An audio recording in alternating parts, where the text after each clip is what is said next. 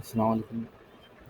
तो अभी हम जो टॉपिक को पढ़ने जा रहे हैं वो है क्लाइंट सर्वर आर्किटेक्चर या क्लाइंट सर्वर मॉडल। अभी अगर आप लोग इस फील्ड में हैं जिसमें वेब डिज़ाइनिंग या कंप्यूटर से रिलेटेड या आईटी इंफॉर्मेशन टेक्नोलॉजी से रिलेटेड किसी भी फील्ड में हैं, आप ये टर्म्स बहुत सुनेंगे, क्लाइंट क्या होता है, क्लाइंट और सर्वर के। तो इसलिए ये जानना ज़रूरी है कि क्लाइंट सर्वर होता क्या है। तो मिसाल के तौर पर जब अगर आप एक वेबसाइट बना ली है, जैसे अभी अपने पिछले ट्यूटोरियल में देखा था कि हमने index dot H T M L करके एक वेबसाइट बनाई थी। तो जब हमने इस वेबसाइट को खोला था तो अ, उसमें क्या खुल के आया, तो इसमें एक वेबसाइट ये खुल के आई थी, this is heading my name is Gufran and I live in Kanpur. या इस तरह से एक ओवरऑल कंटेंट आपके सामने क्लिक करके खोलना, ये है this is heading this paragraph my name is Gufran. तो ये अगर आपको याद हो तो हमने पिछले प्रोजेक्ट ट्यूटोरियल में ये बनाया था। तो अब ये अगर हमारी वेबसाइट ही बेसिक से वेबसाइट है, तो अभी क्या है, अभी आपके मन में क्वेश्चन आता वही आएगा जो हमने इस टाइम भी इस ट्यूटोरियल में यही क्वेश्चन पूछा था कि आपके मन में एक क्वेश्चन ज़रूर आएगा कि अगर ये वेबसाइट है तो इसे हम अपने कंप्यूटर में कैसे खोल सकते हैं, अपने मोबाइल में कैसे खोल सकते हैं। तो उसके लिए आपको चाहिए एक यूनिक एड्रेस। तो अब इसको समझने के लिए यूनिक एड्रेस कौन देगा, यूनिक एड्रेस आपको देगा एक सर्वर।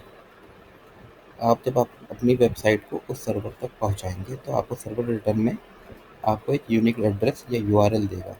तो वो यूआरएल क्या होता है और या ये एड्रेस कौन देता है, ये सर्वर क्या होता है, तो ये समझना होगा। तो बेसिकली अब सर्वर क्या होता है इसको समझने के लिए हम आपको बताते हैं। जैसे एग्जांपल देते हैं, मान लिए आपने सब ने कॉमिक्स पढ़ी होगी। कॉमिक्स में जानते कॉमिक्स क्या होती है, जैसे चाचा चौधरी, साबू, नागराज, ध्रुव, इस तरह के हम लोग अपने बचपने में कॉमिक्स बहुत पढ़ा करते थे। तो आप ये मान लीजिए कि आपको भी बहुत अच्छी कॉमिक्स लिखना आती है, ठीक है?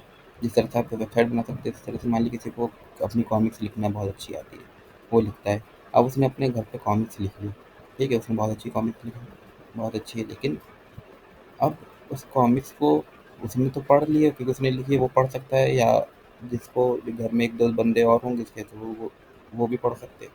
लेकिन अगर अब वो चाहता है कि उसकी कॉमिक्स सब पब्लिक पढ़े, पूरी दुनिया पढ़े या जनता पढ़े, आम लोग पढ़ें, तो उसके लिए क्या करना होगा? तो उसके लिए उस कॉमिक्स को ऐसी जगह पे रखना होगा जहाँ से तक पब्लिक की पहुँच हो। तो वो कॉमिक्स को उठा के जैसे किसी लाइब्रेरी में रख देगा या किसी ऐसे रेस्टोरेंट में रख देगा जहाँ पर लोग आते जाते हैं, उसको कॉमिक्स एक्सेस कर पाएँ, पब्लिक आती जाती है। तो मान लीजिए जैसे उसने एक लाइब्रेरी में रख दी, अब जिसको कॉमिक्स लाइब्रेरी में उसने कॉमिक्स अपनी रख दी, तो उस अब किसी को अगर वो कॉमिक्स पढ़नी होगी, वो लाइब्रेरी में जाएगा, उस कॉमिक्स को लाएगा और पढ़ लेगा। तो इस लाइब्रेरी का भी एक एड्रेस होगा कि जैसे ये चमनगंज में है या आलम मार्केट में है या कहाँ पर वो लाइब्रेरी, तो वो उसे उधर पर जाके वो कॉमिक्स मिल जाएगी। तो इसी तरह से आप समझिए जैसे कॉमिक्स आपकी वेबसाइट हो गई जो आपके लोकल कंप्यूटर पर है, अब और लाइब्रेरी आपका सर्वर हो गया, ठीक है? तो जब तक आपकी मशीन सर्वर लाइब्रेरी या सर्वर क्या हो गया, सर्वर लाइब्रेरी कैसे हो गया, क्योंकि ये जो है ना इंटरनेट पर है। ये एक ऐसी मशीन कंप्यूटर होता है सर्वर जो इंटरनेट पर हमेशा चलता रहता है, जो कि हमेशा चलता रहता है, कभी बंद नहीं होता है, और इसको इंटरनेट से एक्सेस किया जाता है। इसकी दो प्रॉपर्टी होती है, ठीक है? जिस तरह से लाइब्रेरी कभी बंद नहीं होती है और वो लोगों के लिए खुली रहती है, क्योंकि हमारा घर का हमेशा लोगों के लिए, आम लोगों के लिए नहीं खुला है। इसी तरह सर्वर आम लोग, और इस तरह से हमारे जो क्लाइंट यानी जो हमारे लैपटॉप मशीन है जिसमें हम काम कर रहे हैं, वो आम लोगों के लिए नहीं है, वो हमारे पर्सनल के लिए है।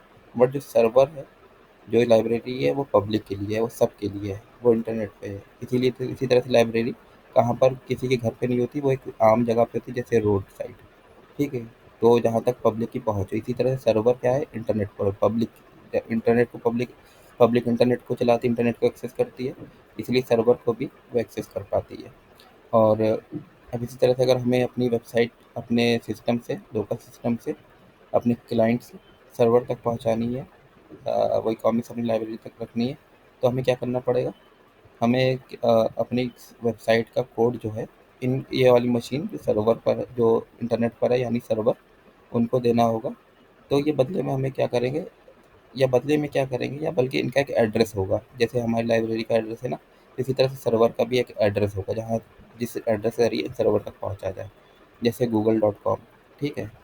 और fb.com, ये सर्वर के एड्रेस होते हैं जहाँ पर इनकी वेबसाइट होस्ट है। होस्ट मतलब वहाँ पर एज अ मतलब वहाँ पर वो होस्टेड हैं, या ये वहाँ पर वो उनको एक्सेस किया जा सकती है, वहाँ पर उनकी उपस्थिति है या वहाँ पर वो अवेलेबल है। जिस तरह से किसी लाइब्रेरी में कोई कॉमिक्स अवेलेबल है, ठीक है, अगर हमें लाइब्रेरी का एड्रेस पता है तो हम उन कॉमिक्स तक पहुँच सकते हैं, ठीक है। इसी तरह से अगर हमें उस सर्वर का एड्रेस पता है तो हम अपनी एप्लीकेशन, अपनी वेबसाइट तक पहुँच सकते हैं। तो इस तरह से आप अगर हम आप लोग समझ गए होंगे कि क्लाइंट और सर्वर क्या होता है।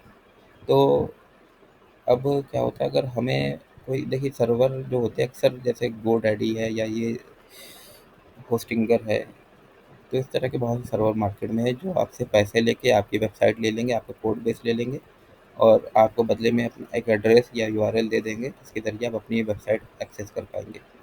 तो ये तो खैर पैसे दे के बाद, कुछ सर्वर फ्री भी हैं। जैसे गिटहब के बारे में हमने बताया था, गिटहब क्या होता है। तो जिस तरह से अब गिटहब, एक गिटहब है सर्वर जो आपकी वेबसाइट को होस्ट भी कर सकता है। और गिटहब का जो मेन यूसेज है, गिटहब क्या है, गिटहब भी एक वेबसाइट है।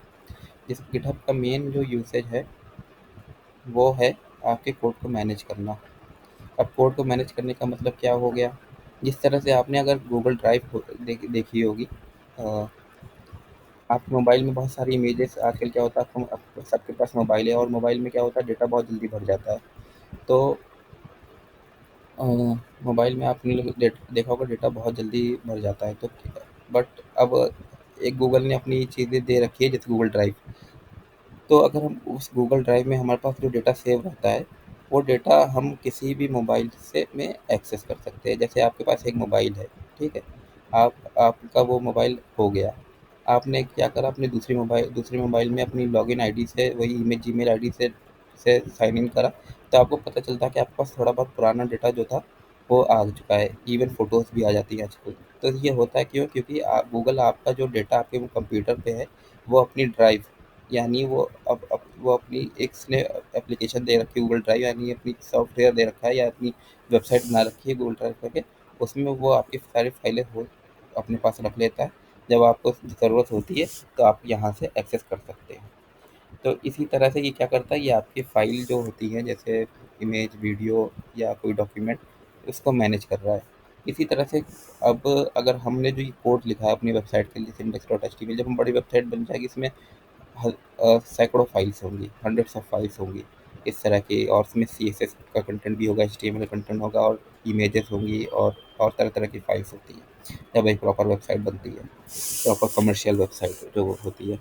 तो उसको जब हम लोग, अब हम उसको अगर मैनेज करना है ताकि उसको, अब हम ये हमारे लोकल पे रहेगा। अब हमें कोड, मान लिया हमारी ये पीसी ख़राब हो गया, अब उसको, अब हमें क्या चाहिए कि जैसे अगर हम दूसरा सिस्टम लें तो हम अपने पुराना कोड मिल जाए। तो एक एक तरीका ये होता है कि जैसे हम पेन ड्राइव में अपना कोड सेव कर लें, ठीक है, उस पेन ड्राइव से हम दूसरे सिस्टम पे लगा लें।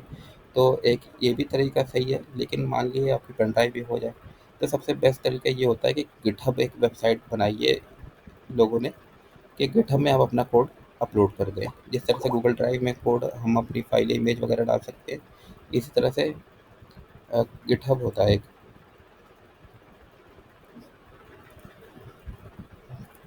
आप गूगल में डालिए गिटहब, ठीक है, तो गिटहब में अपना कोड पोस्ट कर दें, तो अपलोड कर दें, तो गिटहब में वो आपका कोड रखे रहेगा अपने पास, जब आपको ज़रूरत होगी तो वहाँ से अपना कोड निकाल सकते हैं। इसी तरह से हमने देखिए, जैसे जो ये मेरा गिटहब का अकाउंट है गुफरान अहमद के नाम से, यहाँ पर मेरे जो कोड है जिस पे मैंने काम कर रखा है, वो इनके पास, जिन जिन वेबसाइट पे या जिन जिन प्रोजेक्ट्स पे हमने काम कर रखा है वो उनके पास कोड है लिखा हुआ। और ये भी बता देता है, क्योंकि ये सिर्फ कोड के लिए बना हुआ है, तो ये बता देता है कौन सी लैंग्वेज पे आपका कोड ज़्यादातर है। जैसे मेरे पास प्रोजेक्ट HTML पे है और जादुई ईट है और जावा स्क्रिप्ट है। इस तरह से ये प्रोजेक्ट, ये कोड जो है गिटहब पर है।